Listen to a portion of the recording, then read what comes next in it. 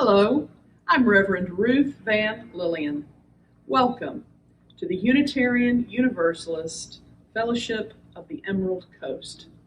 We are a covenantal community founded on loving kindness and a common devotion to our free faith. We recognize all the earth as sacred ground, and we welcome each other into this virtual space. We especially welcome those visiting with us today. We are so glad you're here. We invite you to check out our website and our Facebook page to learn more about us. We hope to touch hearts, teach minds, challenge spirits, and comfort souls. May you find refreshment and restoration in our service today. Good morning. I'm Charlene Farley, a member of this fellowship. Now, you might be wondering why I'm wearing a witch's hat. Well, before we continue our service, I have a couple of announcements pertaining to special events happening virtually next Sunday, October 31st, at our fellowship. I don't think I have to remind anyone, particularly the children, that Halloween falls on next Sunday. Reverend Ruth Van Lillian's message that day is entitled, Death Takes a Holiday. We all face many fears, individually and collectively. As a congregation, we've been dealing with some very real, particular fears about the future of our church. Death is the biggest fear for all human beings, and this is the season when we let some air out of those fears by poking fun at them. Come face a few fears with us next Sunday and have some laughs on Halloween. To add to the fun, join us at the Zoom service in costume. All ages are invited. Following the service, about 11 a.m., our fellowship will hold their annual congregational business meeting via Zoom. We will hold a vote on the 2021 Board of Trustees and get UUFEC updates, including status of in-person activities and the building use. If you're a member of the fellowship, your attendance at this meeting is very important, as a quorum is needed for the meeting to be held. And if you're a newcomer, well, the annual meeting is a great way to see how our fellowship is governed. Watch for the Zoom link in the upcoming Friday issue of our e-news. Anyone wishing to include an announcement pertaining to fellowship news or wishing to share a joy or concern is invited to contact farley.shar@gmail.com. Be sure to send your announcement before Tuesday deadline of the week that you wish your announcement to be included in the service. And now, we continue with our worship service as Diane Gibson, one of our members, lights our chalice this morning. Thank you for being here. We Renew Our Commitment by Reverend Suzelle Lynch. Each time we light the chalice, we renew our commitment to our Unitarian Universalist faith. With the spark of a match, we make it new again, as fresh and surprising as the first day we encountered the spiritual community and realized we were home.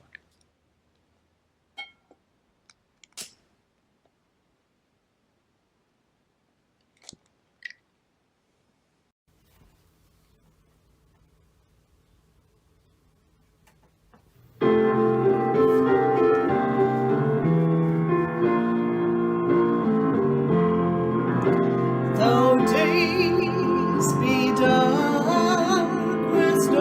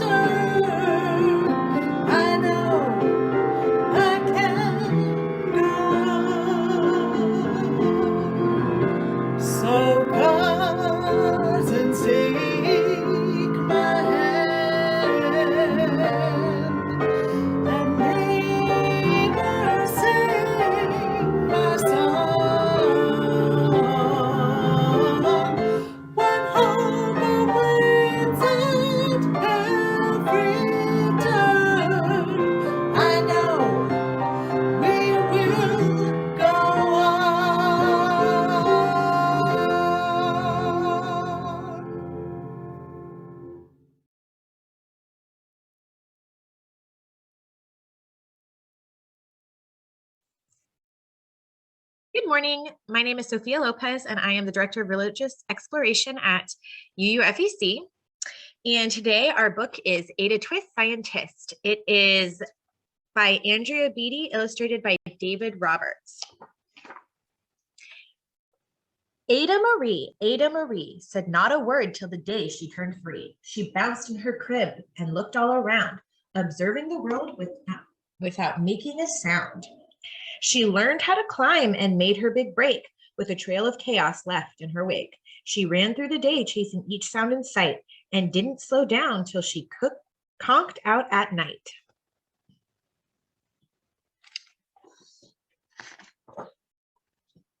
Her parents were frazzled but tried not to freak as Ada grew bigger and still did not speak. Clearly, young Ada, with lots in her head, would have something to say when it ought to be said. That's just what happened when Ada turned 3. She tore through the house on a fact-finding spree and climbed up the clock just as high as she could. Her parents yelled, "Stop!" as all good parents would. Ada's chin quivered, but she did not cry. She took a deep breath and she simply asked, "Why? Why does it tick and why does it talk? Why don't we call it a granddaughter clock? Why are there pointy things stuck to a rose? Why are there hairs up inside of your nose?" She started with why and then what, how, and when. By bedtime, she came back to why once again. She drifted to sleep as her dazed parents smiled at the curious thoughts of their curious child who wanted to know what the world was about. They kissed her and whispered, "You'll figure it out."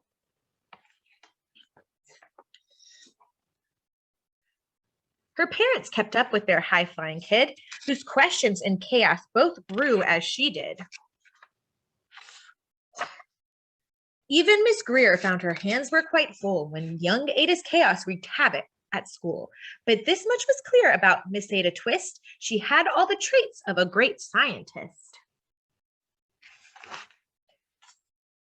Ada was busy the first day of spring, testing the sound that makes mockingbirds sing, when a horrible stench whacked her right in the nose, a pungent aroma that curled up her toes. "Zowie," said Ada, which got her to thinking, what is the source of that terrible stinking? How does a nose know there's something to smell? And does it still stink if there's no nose to tell? She rattled off questions and tapped on her chin. She'd start at the start where she ought to begin. A mystery, a riddle, a puzzle, a quest. This was the moment that Ada loved best. Ada did research to learn all she could of smelling and smells, both the stinky and good. One hypothesis Ada thought could be true: that terrible stink came from Dad's cabbage stew. She tested and tested, but soon Ada knew it was time to come up with hypothesis 2. Then zowie, that stink struck again, just like that. Hypothesis 2, it's caused by the cat. The cat couldn't make such a stink on its own. It needed perfume and some fancy cologne. So young Ada tested. The test was a flop. She started again, but her parents yelled, "Stop!" She was about to put that cat in the washing machine. Ada Marie, to the thinking chair now. By the time we count 3. "Enough," said her mother. "That's it," said her dad. Her parents were frustrated, frazzled, and mad. "Why?" Ada questioned. Her mother said, "No." "What?" Ada queried. Her father said, "Go. You've ruined our supper. You've made the cat stink. Enough with your questions. Now sit there and think." She looked at her parents. Her heart turned to goo. Poor Ada Twist didn't know what to do.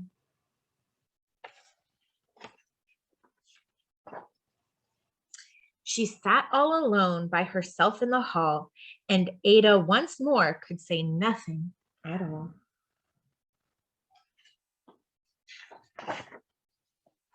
And so Ada sat and she sat and she sat, and she thought about science and stew and the cat, and her experiments made such a big mess. Does it have to be so? Is that part of success? Our mess is a problem. And while she was thinking, what was the source of that terrible stinking? And Ada Marie did what scientists do. She asked a small question and then she asked two, and each of those led her to three questions more. And some of those questions resulted in four. As Ada got thinking, she really dug in. She scribbled her questions and tapped on her chin. She started at why, and then what, how, and when. At the end of the hall, she reached why once again. Her parents calmed down and they came back to talk.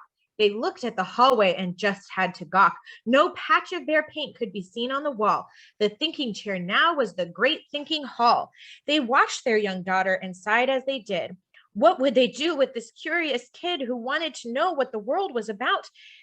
They smiled and whispered, "We'll figure it out." And that's what they did, because that's what you do when your kid has a passion and a heart that is true. They remade their world. Now they're all in the act of helping young Ada sort fiction from fact. She asks lots of questions. How could she resist? It's all in the heart of a young scientist.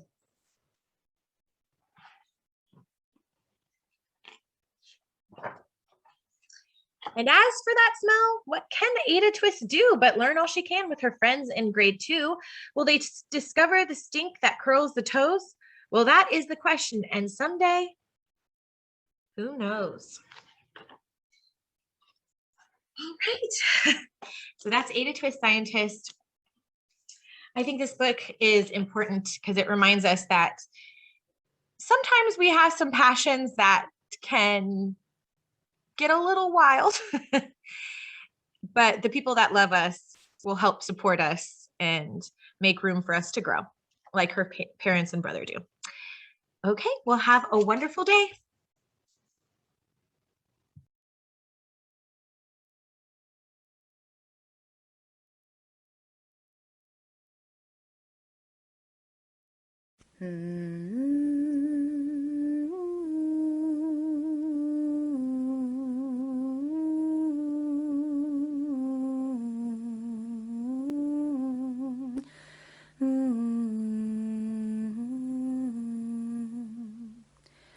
From you I receive, to you I give.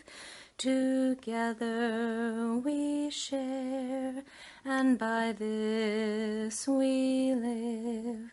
From you I receive, to you I give.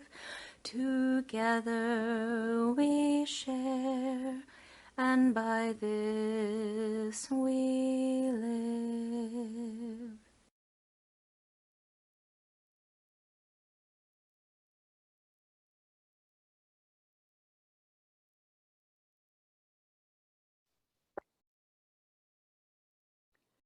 Unitarian Universalist congregations are financially supported by the voluntary generosity of members and friends.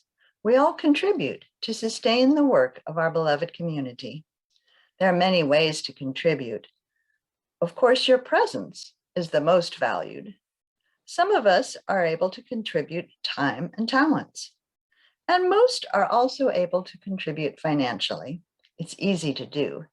During this time of virtual services, you can make your donation right on our website, UUFEC.com. Scroll down and click the new yellow donate button under the photo. It will take you to a donation page with a drop-down box. Choose whether you're making a general donation to the fellowship, donating to Share the Plate, or paying your pledge. Share the Plate funds are split between our fellowship and a local charity. For all of October, Share the Plate funds will be split with Sharing and Caring of Niceville, which helps meet the emergency needs of families. Of course, both members and friends, old and new, may also choose to send a check to UUFEC at the address on the slide. Please help us sustain our fellowship during this time of separation and need. In the words of Kristen Collins, we give to remind ourselves how many gifts we have to offer. We give to remember that we are part of something bigger than ourselves. We give because we believe in music and sacred space. We give with a faith that together we have enough. Thank you for your generosity.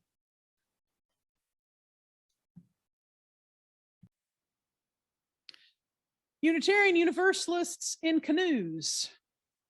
This is a theme I have encountered several times recently. Made me think of the last time I went canoeing quite a while back, as it happens. I was just a few years out of seminary in my late 20s and attending a clergy women's conference, a retreat at a camp in East Central Alabama. Was situated on a small lake, and they offered several recreational opportunities, including canoeing. I had some fond memories of learning how to canoe when I was a kid, and I thought it would be fun to take one out by myself. So I went down to the lakeside where several canoes lay at water's edge, and after selecting a paddle and a life jacket, I rolled a big silver vessel over and managed to get it pushed into the water and to get myself into it rather less than gracefully. But once situated, I began to maneuver the craft away from the shore and out onto the sparkling blue waters of the lake.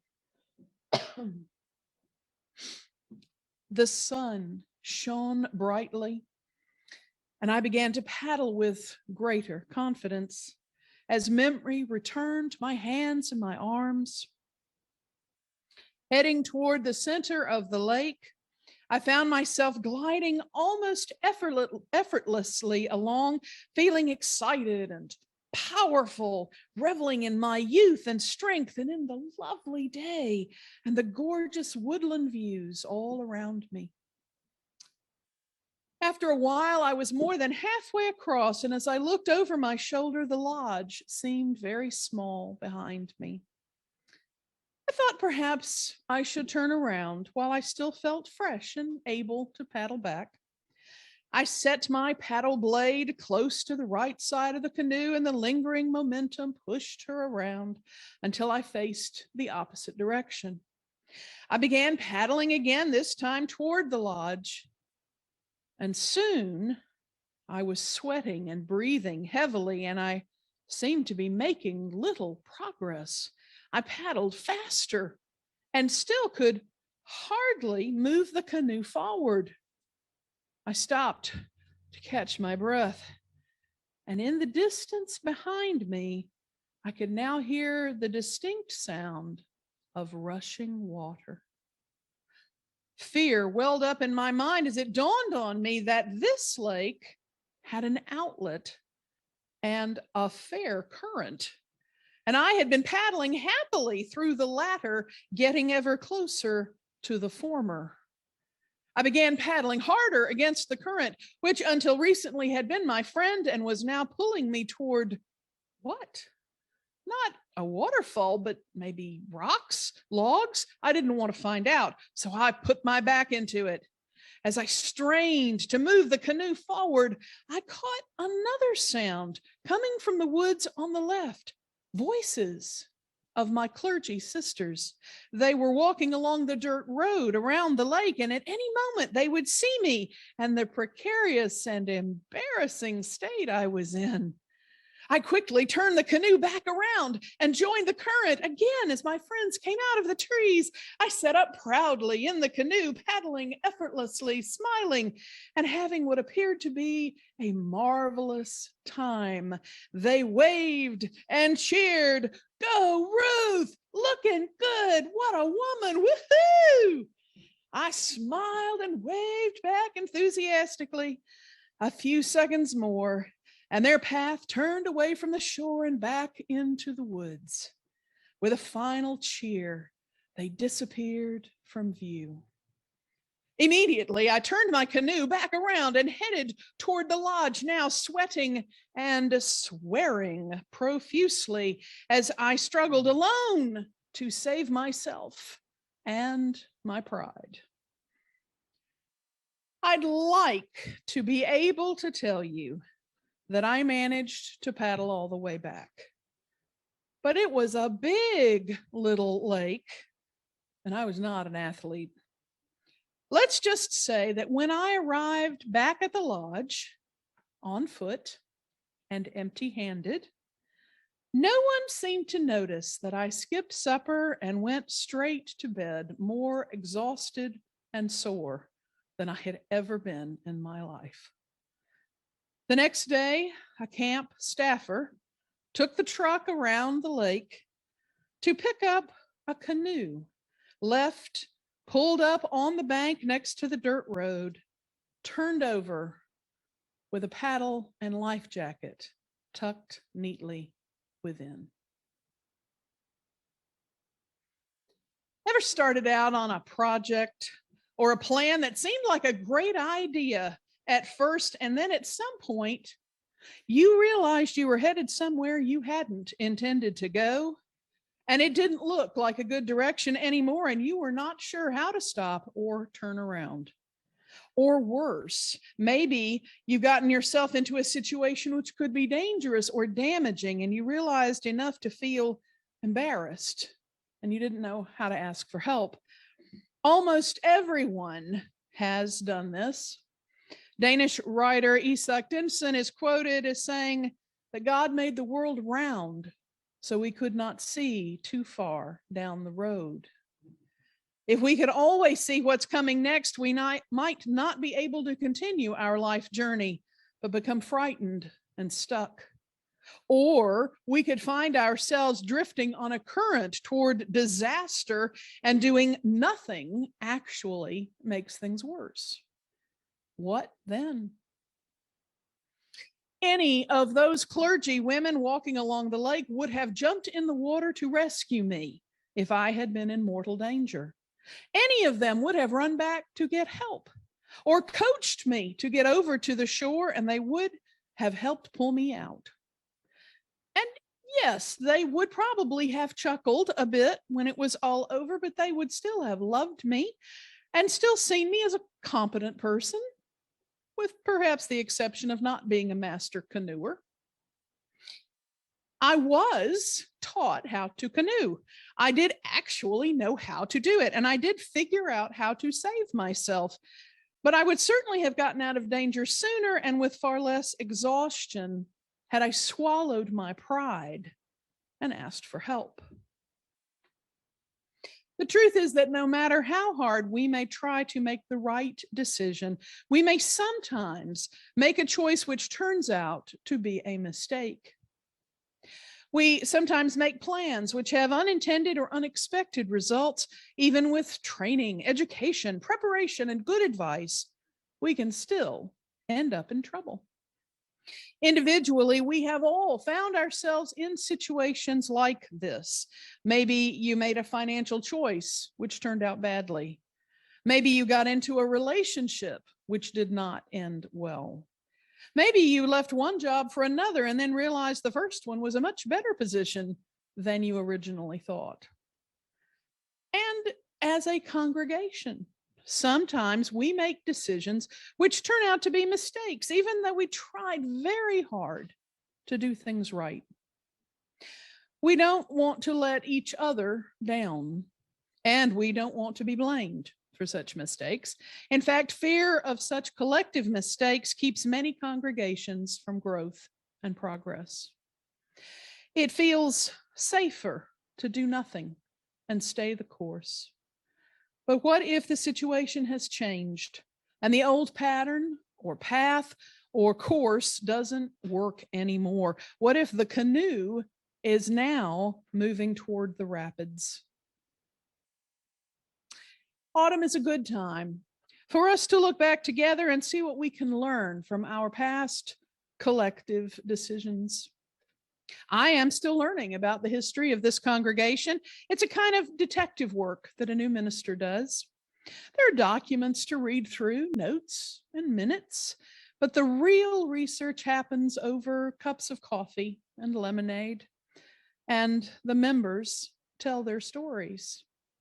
It probably doesn't surprise you to hear that your memories and perspectives about the past differ somewhat.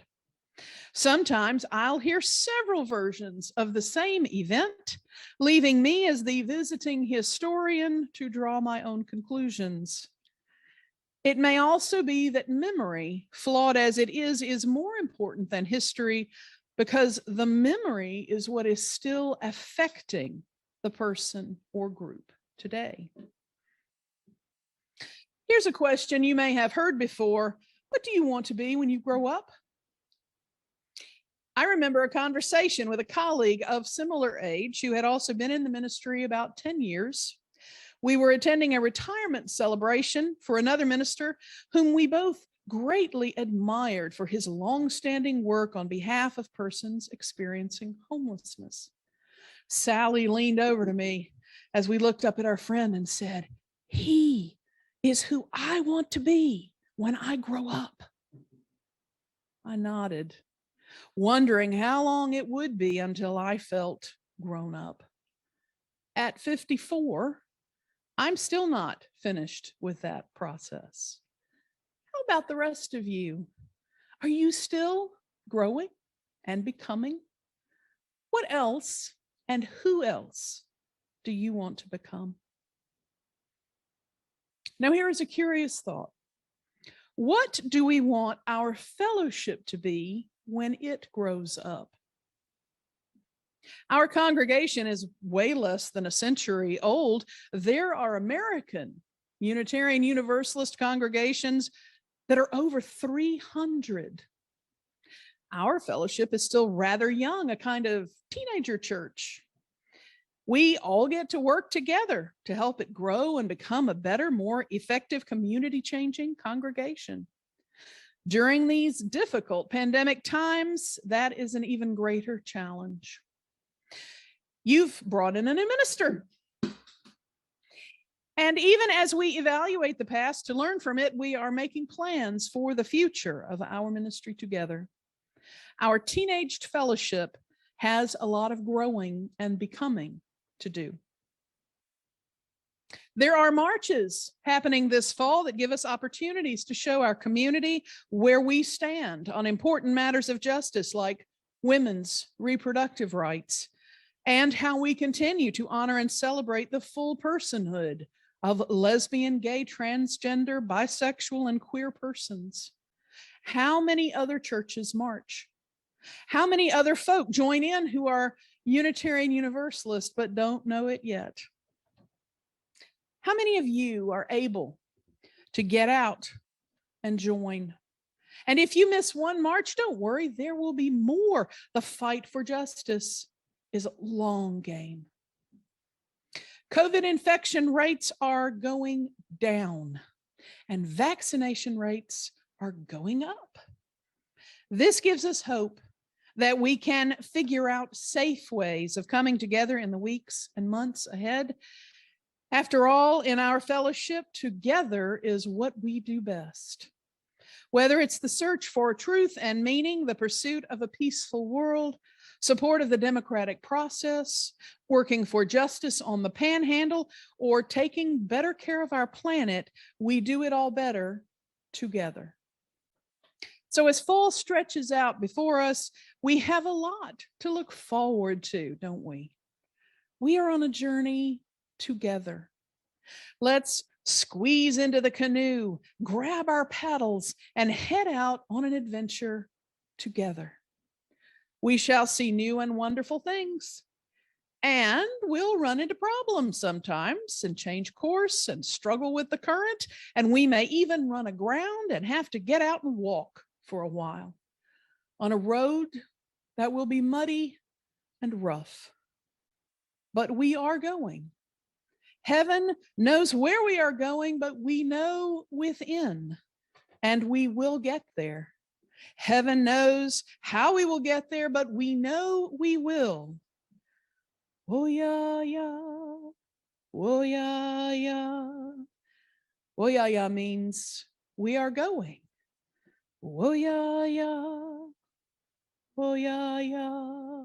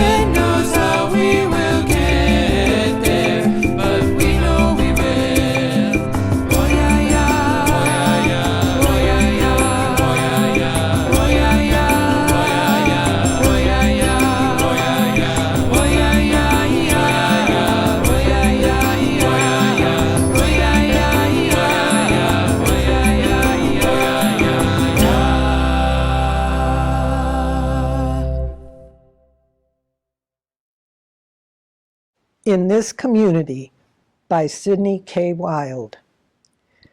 In this community we give and we receive. May we go forth now to share the bounty of our love.